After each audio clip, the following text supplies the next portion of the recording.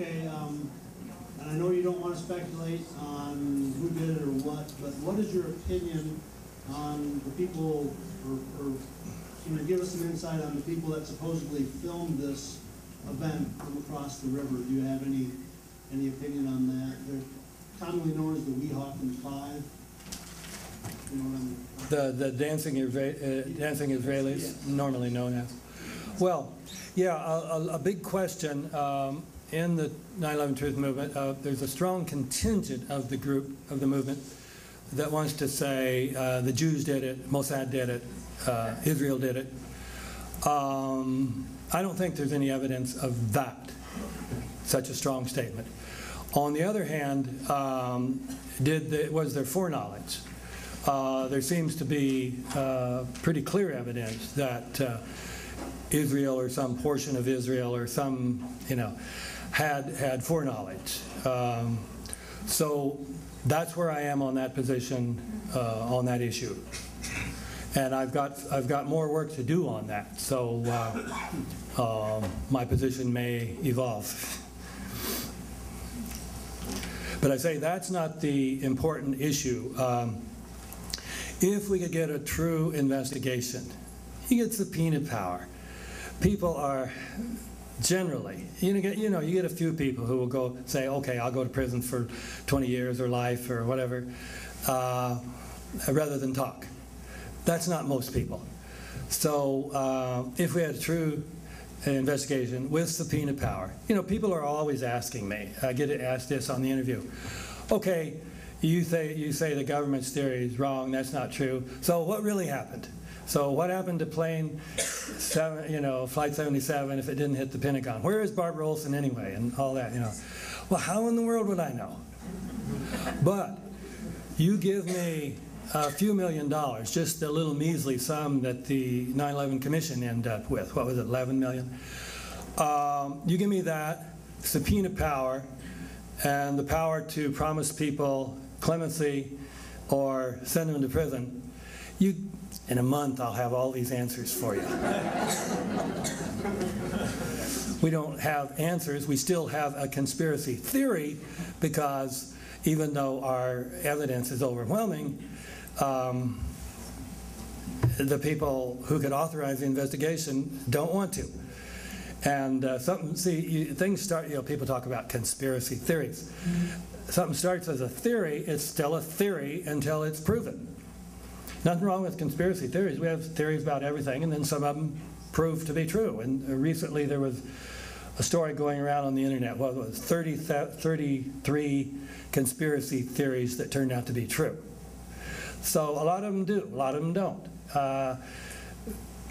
The way it goes from theory to being conspiracy fact is you have an investigation, and then a judge rules, or a commission rules, somebody rules, and then it's no longer a theory, it's a fact. We can't go from theory to fact the way the fact is defined, because we can't get an investigation. But we've got much stronger evidence than a lot of other theories that turned into facts, as I tried to demonstrate tonight.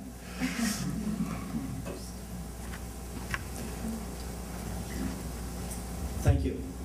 You were interviewed by a local radio station here a couple days ago, and at least in my opinion, you acquitted yourself very nicely with them.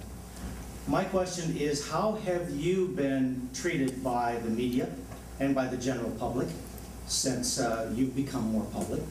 And how has that changed over the last 2 or 3 years? Actually, I enjoyed the interview with Jan Michelson quite a bit. He's feisty, as many of you know, and argumentative, and interruptive, and so on.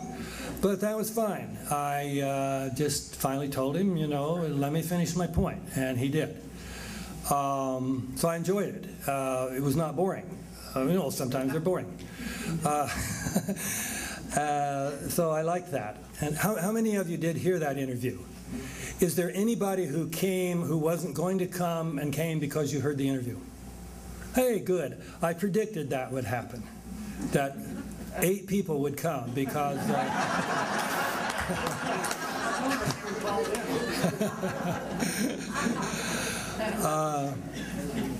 Now, the serious question is, how have been treated by the media more generally? Well, the general thing is the same thing I say here. They just, they ignore us. I've written I've published now 8 books. There's another one in the works. It'll be out in the fall. And they're generally received as pretty good books. Now, the first 2, New Pearl Harbor Revisited and then the Critique of the 9/11 Commission, they were panned by Publishers Weekly. And some of you know this is the Bible for booksellers and librarians.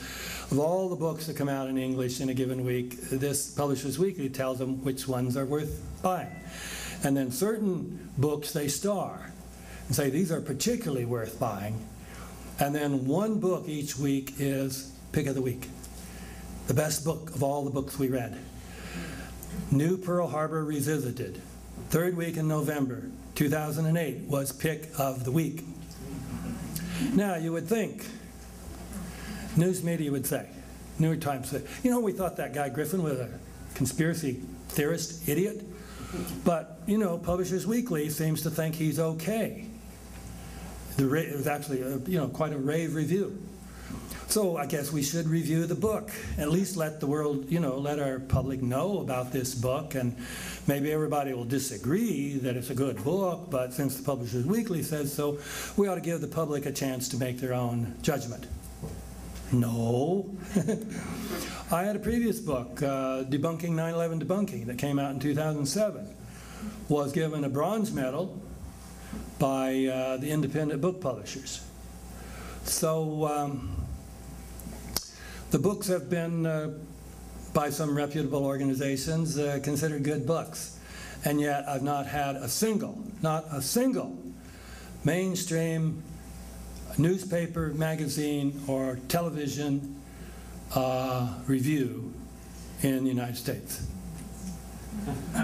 I had one TV mainstream interview with Tucker Carlson many years ago. And at that stage, they were interviewing a few of us. And I think they thought they would be able to show us up as idiots. And evidently, I did too well. And I never got invited back. Now, outside the United States, it's a different matter. Former research librarian in Victoria, BC, named Elizabeth Woodworth, has now written 2 articles that have gotten a lot of attention called The Changing Media Attitude Towards 9/11. And she has shown that in Canada and in Europe, some of the European countries, 9/11 is now treated seriously. And some major organizations have really endorsed the position of the 9/11 Truth movement. And in Copenhagen, where Niels Harrit, I mentioned, he's the first author of this 9-author paper on nanothermite. That's where he teaches. He's done, I think there have been 8 major stories on him, combination TV and major newspaper articles about him. A major financial magazine in Germany published an excellent story. And so things are changing rather dramatically. And actually a miracle happened in this country. Most of you know what the Washington Times was. I say was because it used to be a Mooney organization, and I understand it's not anymore, but it's still a right-wing, very right-wing newspaper.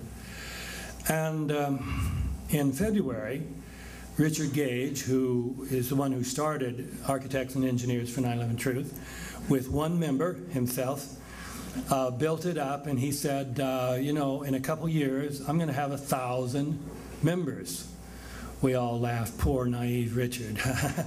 He doesn't know that these guys with licenses who need to get jobs are not going to publicly endorse the 9/11 theory.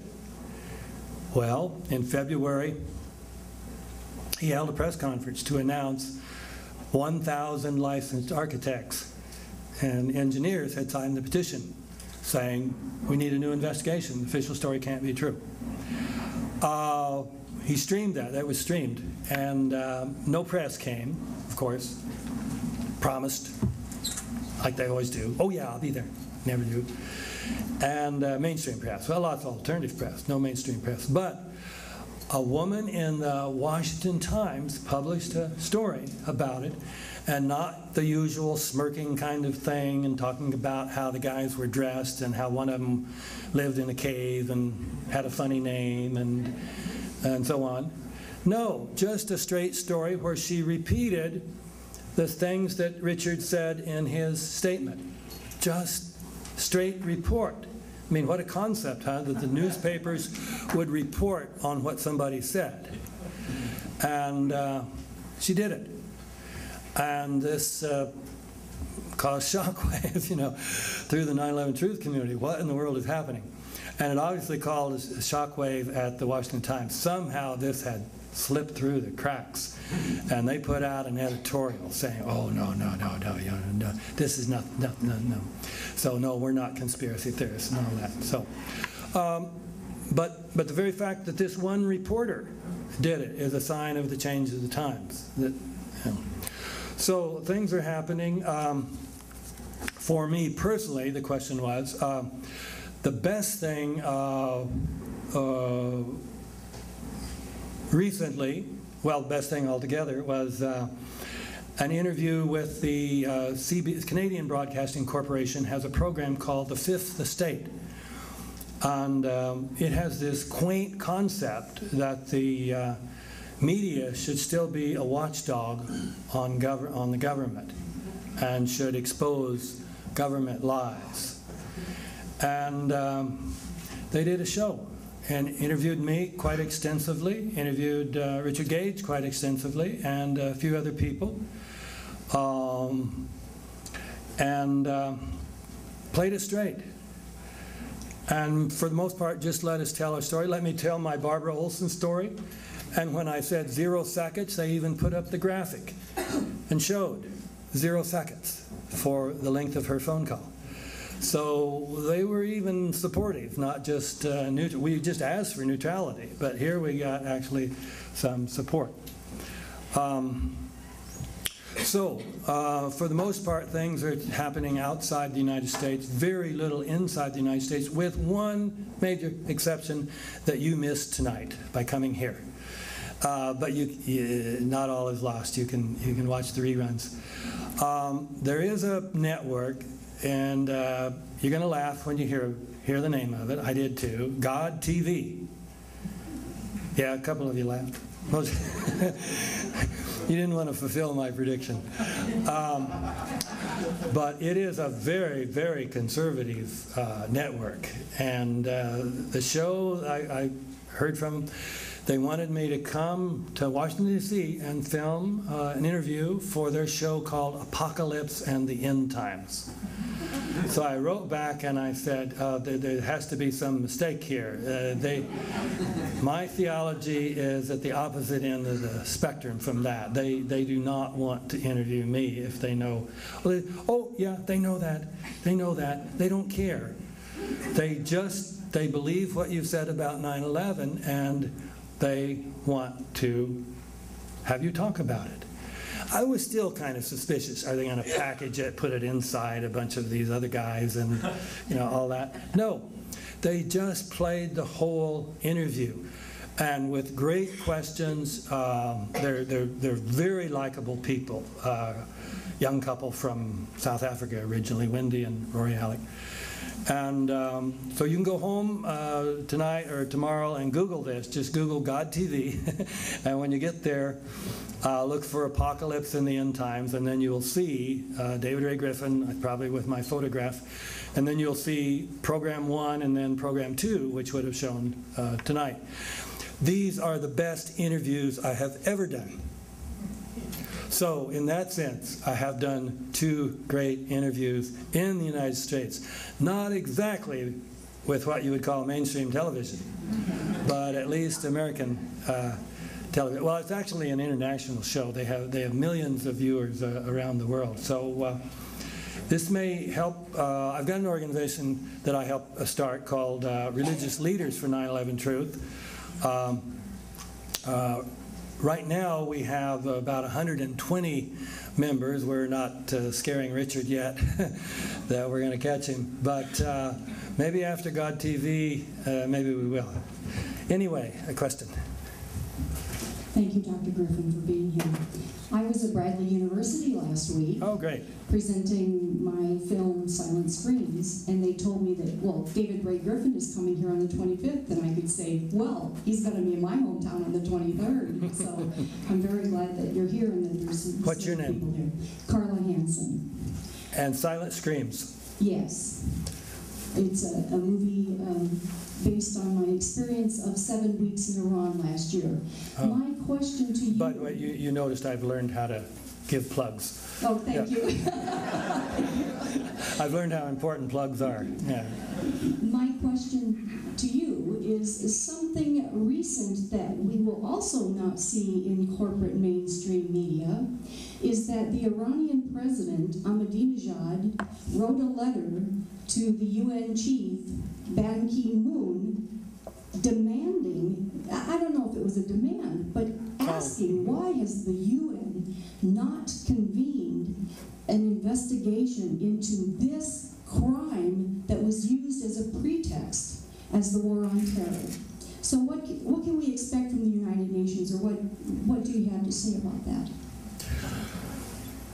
Well, it's very difficult. The United States set up the UN so that it could control it, and it has. And so it's very difficult for the UN to do something that the United States doesn't want it to do. On the other hand, the General Assembly of the UN is somewhat unruly from the point of view of the United States, and that's why it gets so much criticism from the United States. The Security Council is fine. We can control that because we got a veto. We can veto everything. But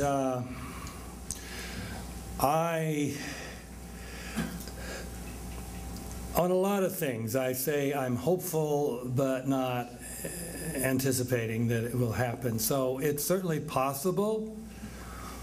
And, you know, the United States doesn't have the authority it used to for all sorts of some obvious and some unobvious reasons. So it's possible that it could happen. And, of course, I'll be very happy that it does. Because when we think about scenarios of how could an investigation come about, that's one of them we think about, a UN investigation. An all-European investigation, an investigation by some European country. I mean, Italy could do their own. They're pretty far out on this already and in advance of other countries. Japan could do it. We've got 4 Japanese senators who are on board now. But the UN would be the best in a sense because it would be very difficult for the press to hide that.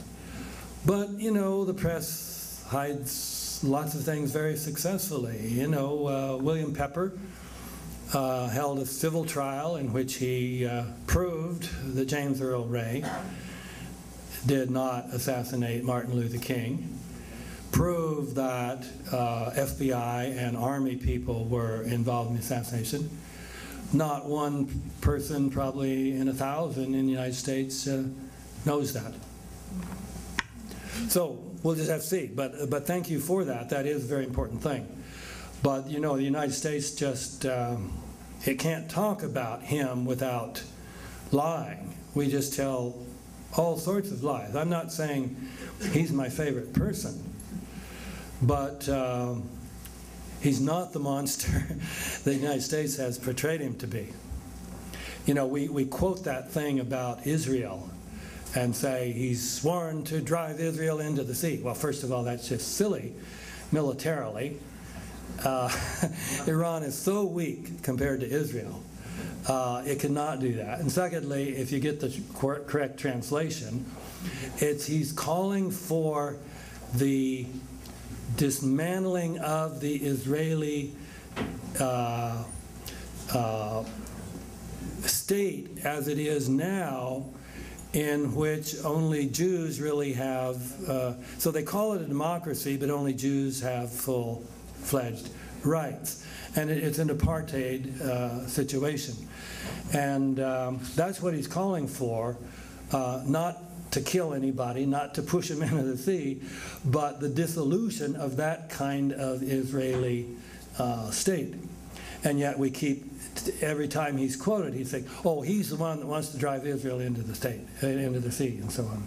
So we're certainly not going to give him any attention for calling for a new investigation.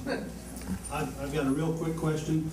Ever since hearing you on Jan, and by the way, if you haven't heard that, go to Jan's podcast and listen to it. I happen to have called in and asked a question. Did you contact, ever since that interview on Jan, I've been looking in the Des Moines Register to see if they had an announcement that you'd be here tonight. Do you know if anybody from your organization let the Des Moines Register know? Because I didn't see anything. Yeah, there were ads in on Wednesday in the general news section. Some people don't read that section, but there were ads in the general news section on page 2 above the fold on Wednesday, and then again today farther back into the general news section I must of the have missed Register. The next thing, and I haven't read your Osama book, but a lot of people have said that he died in December of 2001, which makes him the perfect boogeyman ever since. What is your brief opinion on that? Well, that's what I argue in the book, that all the evidence suggests that he did die about December 14th. One little clue was the funeral announcement. And the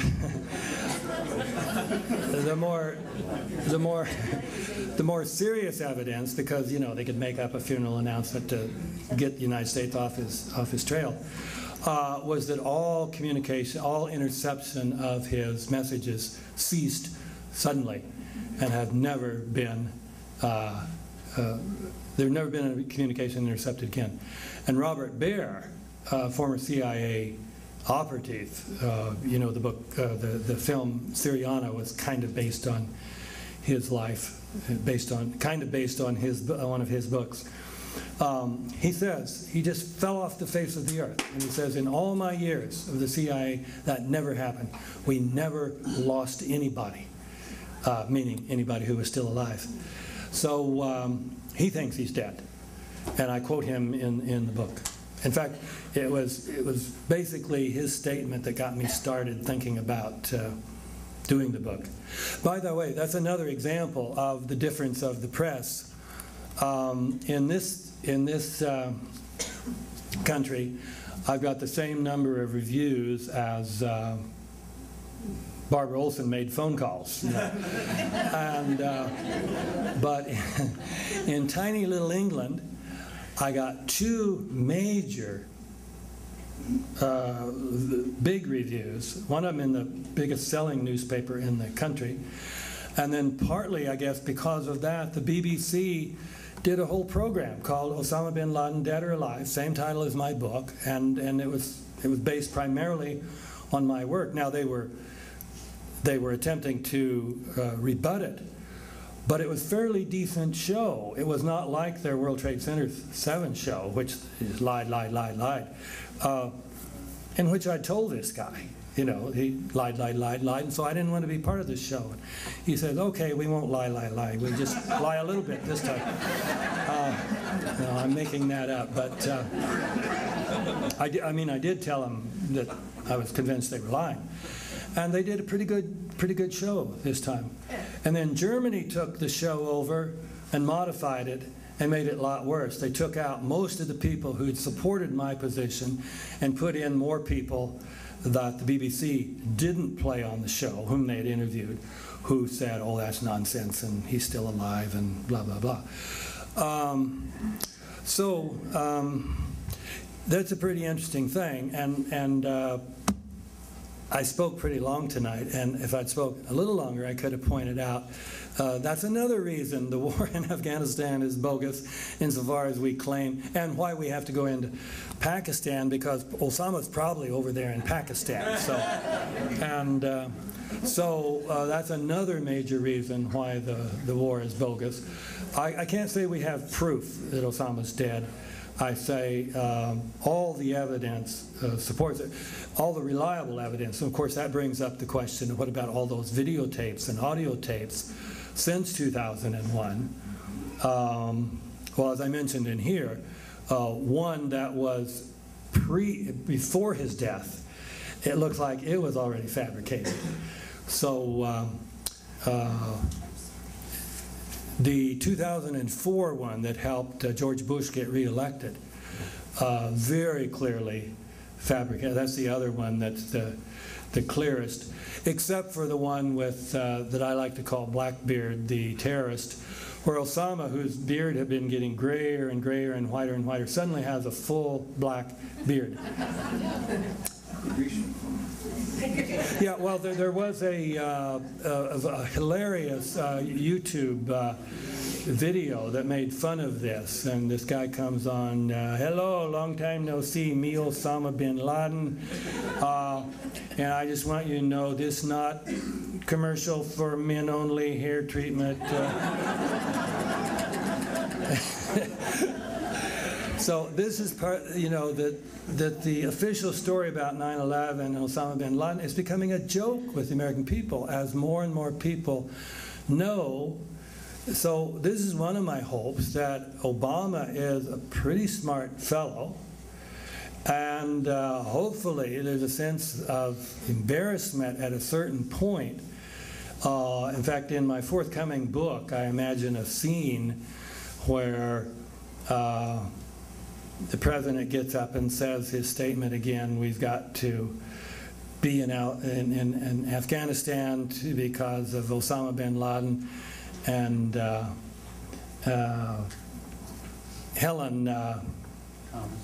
Thomas giggles. And so the advisors are saying to Obama, maybe we've got to come clean on this. We can't have Helen Thomas giggling during the press conference. So if we can get up, have a poll that shows that over 50% of the people are convinced the official story is false, who knows where the tipping point is. One of the plans is, here's a funny thing. Many of you know about the New York City can effort that was to get a measure on the ballot that would allow residents of New York City to vote, just to allow them to vote on whether they would like to have their own investigation of 9/11. Seems a reasonable thing. But they had to get an enormous number of petitions, and then a lot of them were going to be thrown out, so they had to get huge quantities. They got 80,000. They had plenty. They couldn't throw it out on that basis. One judge just threw it out and just said, well, this is fantasy and illusion. But during the course of the discussion, one of the lawyers was saying, well, Judge, a Building 7, there is no explanation for that.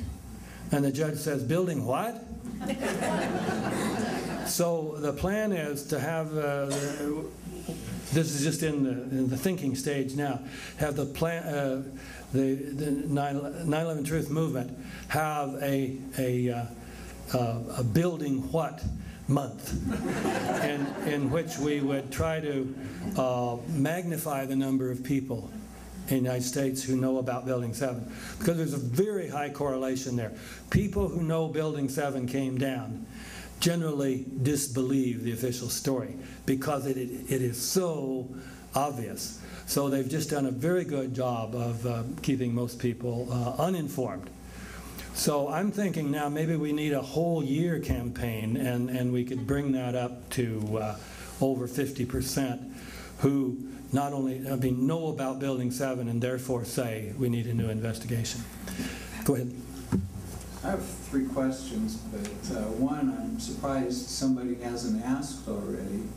Could you tell us the Flight 93 passport story?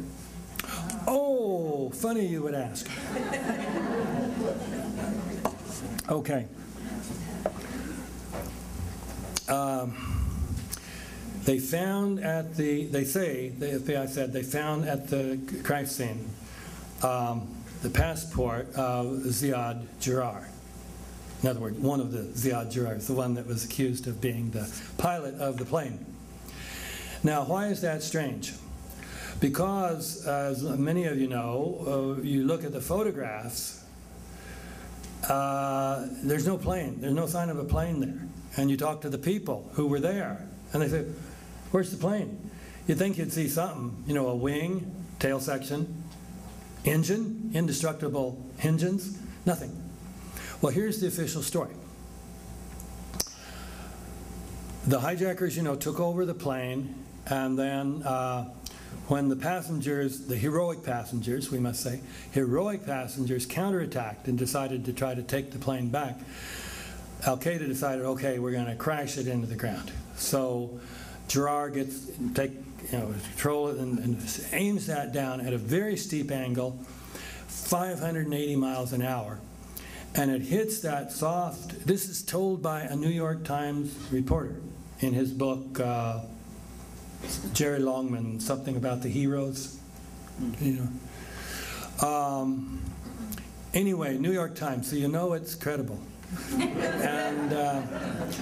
And when it hit that soft Pennsylvania soil, it went clear into the ground. And he said, like dropping a marble in a lake. But you've got to, but obviously just before it went into the ground at 580 miles an hour, the passport came out on the ground. I laughed the first time too, and then I thought about it, and I remembered, oh, you know, when I used to fly an airplane 580 miles an hour, sometimes I'd leave the window open and things would just fly out. And the story gets a little funnier too, because not only did they find a passport, they found a red bandana. Now that's significant because in some of the phone calls from the planes, the callers reported that the hijackers were wearing red bandanas. Now, there's one little problem with the story, other than the fact that it had to get out of the plane too. Milt Bearden, the same CIA guy, so he was in Afghanistan many, many years. He knew these traditions very well. He said this story, the red bandana is not a Sunni adornment. Boy, I got up so early this morning. It's a Shia adornment. It goes clear back many, many centuries. Sunnis don't wear red bandanas. Al-Qaeda is a Sunni organization. Now, do you remember when we first invaded Iraq, we learned that some members of the Bush administration didn't know the difference between, didn't know there was a distinction between Sunni and Shia Muslims. It must have been one of those geniuses who said, oh, let's have them wear red bandanas. You know, one of the a priori arguments against that this was an inside job, people say, you know, the Bush administration was just too incompetent to pull off such a thing. Yes, they were.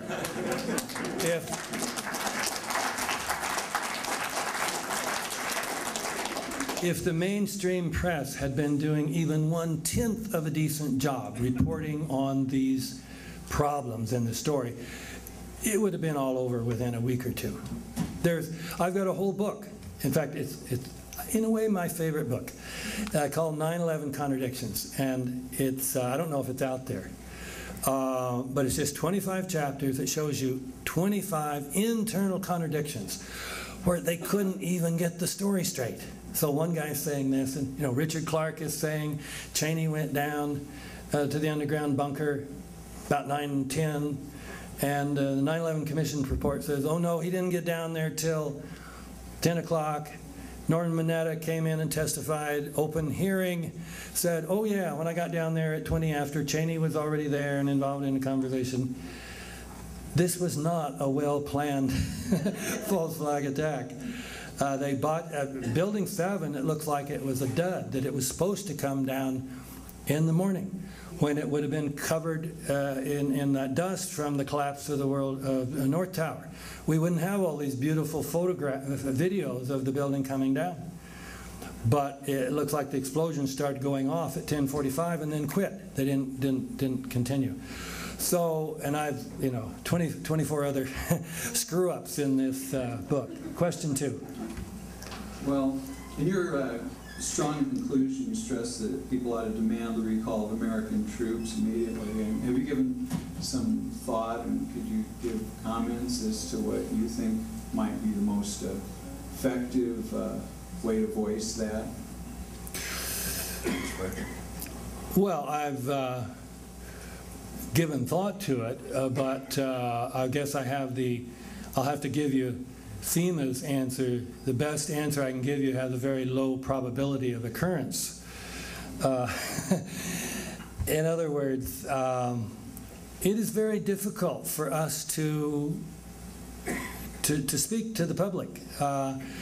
The people who tell the official story have control of the microphones. We can't get on the microphone and say, yes, but, how about this, how about this? You can talk to your local Congress people, but courage and intelligence haven't been two of their strong points recently. So it's just very hard. So that's, what really gets serious about 9/11. I mean, there's so many serious things to it, but when you realize how deep and how wide it goes, they've got control of everything. They've got the Supreme Court, they've got the Congress, they've got the White House. They certainly had the White House. We can say it's still open at this stage whether they still have the White House, but thus far, as I indicated in my lecture, Obama has been pretty much going by the Bush-Cheney script and our mantra of let's look forward, not backwards, and not prosecute high crimes. So it's very difficult, and I really don't have an answer. I was actually hoping you good folks in Des Moines would have that answer. I've done these other things. You work on that one. I think you've motivated us to help find the answer to that. Well, gee, I hope so. By the way, Local sheriff. good. Go arrest him. Local sheriff. Go arrest the local sheriff? No. I hope not. Go arrest him. Right, yeah. By the way, one other thing advertised about this tour was in many places there's a complete split between the 9/11 Truth Movement's attempt to bring these wars to an end and the traditional peace groups' efforts. Traditional peace groups generally won't fellowship with us. And my hope was that through this lecture there are a few places that this does happen, like San Diego, but very few that I've heard of. So my hope was that through this lecture, this might happen. Is anybody here who's still here, I know a few people had to leave, who is from a traditional peace group who hasn't been involved with 9/11 before? Oh, good. Three, 4? Great. Okay. I call this evening a success. I mean, that's pretty good. That's pretty good. Better than anywhere else before. So thank you, Des Moines. Okay, final question. Yeah, and thank you very much. You mentioned about the media over and over, and that not one American mainstream media outlet has presented to the public a review of, I think, not any of your books? Not any of my books, not any of the other 9/11 books. Will not mention the fact that we have now 10 9/11 professional organizations, lawyers, intelligence. You know, you go on Google. It's not just architects and engineers for 9/11 Truth. It's lawyers, intelligence officers, veterans, and so on. And they won't report that either. They just say, oh, they're just a bunch of conspiracy freaks. Well,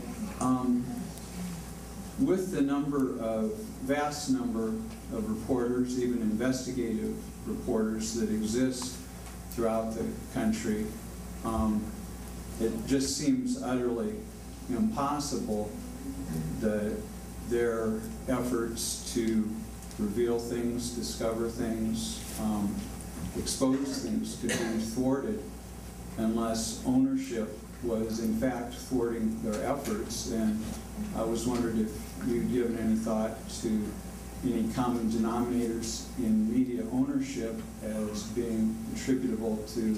Oh, sure, that's a major thing, the fact that we're down to, what, 7 now? And so they can pretty well just determine what's on the public airwaves, and these are all corporations that are making huge amounts of money from the war on terror. So why would they want to expose it? So one of the first things we need to do is try to break those up. You know, there's some great books about the history of the media and how originally the idea was to keep it non-corporate, but